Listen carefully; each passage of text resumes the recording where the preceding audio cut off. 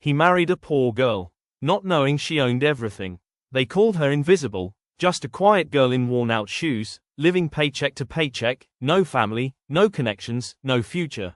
But what no one knew was that the man who married her had just married the most powerful woman in the entire city. Her name was Emily Carter. She lived in a small apartment in a quiet part of town, the kind of place people passed without noticing. Every morning, she wore the same simple clothes, tied her hair back, and walked to work like she had nothing to prove. She never complained, never asked for help. But behind those calm eyes was a story no one could imagine.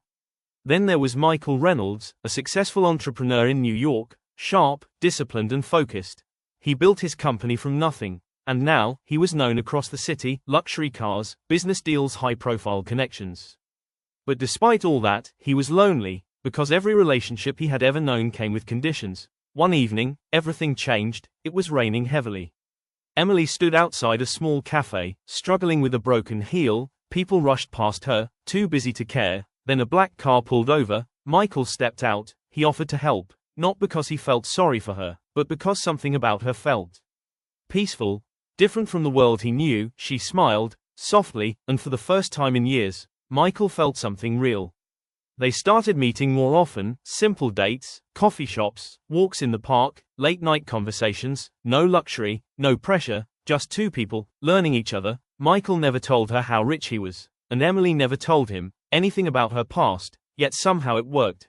She made him feel like he was enough, not for his money but for who he truly was. One night, under the city lights, Michael looked at her and said, "I don't care where you come from. I just know I don't want to lose you." Emily's eyes filled with tears, because for the first time, someone loved her without knowing the truth, and that terrified her. Months later they got married, simple ceremony, no big announcements. But when Michael introduced Emily to his world, everything changed. His friends whispered, "She's too simple.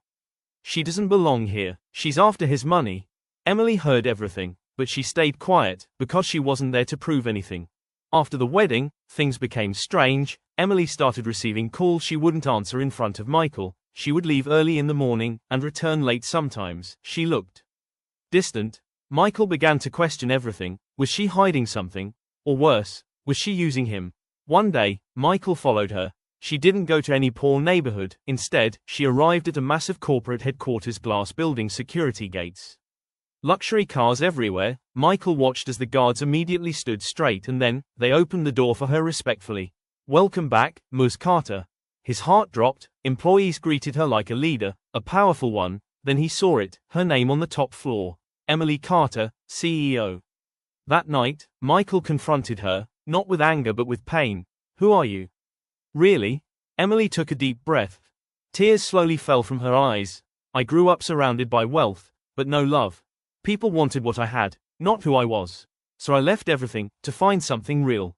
She looked at him. "And I found you." Silence filled the room. Michael walked closer and gently held her hands. "You could have told me," Emily whispered. "Would you have loved me the same?" He smiled softly. "I loved you before I knew anything, and I still do." Because in the end, he didn't marry a poor girl. He married a woman who had everything, but chose love instead. If you find this video interesting, please hit the subscribe button.